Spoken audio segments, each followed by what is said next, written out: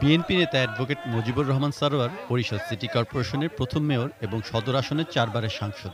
জমা দেয়া হলফনামায় দেখা যায় তার বার্ষিক আয় ২৯,৪৫,০০০ টাকা। ব্যাংকে জমা রয়েছে ১০ লাখ টাকা। সঞ্চয়পত্র রয়েছে ৮৫ লাখ টাকার। ৩টি প্লট ও 3টি গাড়ি রয়েছে তার বিরুদ্ধে ১২টি মামলা বিচারাধীন।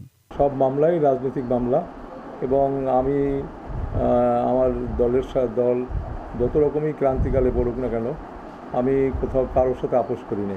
আওয়ামী লীগের সেরনিয়াবাদ সাদিক আবদুল্লাহ নতুন প্রার্থী। তিনি শহীদ আব্দুর রব সেরনিয়াবাদের নাতি ও আওয়ামী লীগের প্রভাবশালী নেতা আবুল হাসনাত আবদুল্লাহর পুত্র। হলফনামায় তিনি বার্ষিক আয় দেখিয়েছেন ৮,৩০,০০০ টাকা।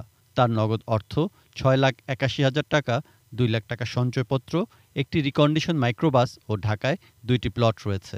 মেইনলি হলো যে আমার বাবা আর আমার ভাই তারা দুজনেই আর কি সহযোগিতা করছেন। আসলে আমার সম্পদ বরিশালের জনগণ, তারাই বরিশালবাসীই আমার সম্পদ, বরিশালের মানুষই আমার সম্পদ। তাদের নিয়েই আমি এগিয়ে যেতে চাই। অন্যান্য মেয়র প্রার্থীর মধ্যে জাতীয় পার্টির মোহাম্মদ ইকবাল হোসেন তাপস, ইসলামী আন্দোলনের ওবায়দুর রহমান মাহবুব, সিপিবির অ্যাডভোকেট AK আজাদ, বাসদ প্রার্থী মনীষা চক্রবর্তী নিজের এবং স্বজনদের সহযোগিতা নিয়ে নির্বাচনী ব্যয় পরিচালনা করবেন বলে হলফনামায় জানিয়েছেন। হলফনামা বিষয়ে সুজন বলছে, যিনি মেয়র নির্বাচিত হন ৫ বছর পর দেখা যাবে তার সম্পদের কি অবস্থা হয়। তার সম্পত্তির হিসাব, তার আয় ব্যয় ইত্যাদি বিষয়গুলো কতটা ঊর্ধ্বে উঠে যায় সেটাও কিন্তু একটি দেখার ব্যাপার। তার উপর নির্ভর করবে একজন মেয়রের সততা, একজন মেয়রের ন্যায়নিষ্ঠা। Saikat Dasgupta, desk report, ATN news.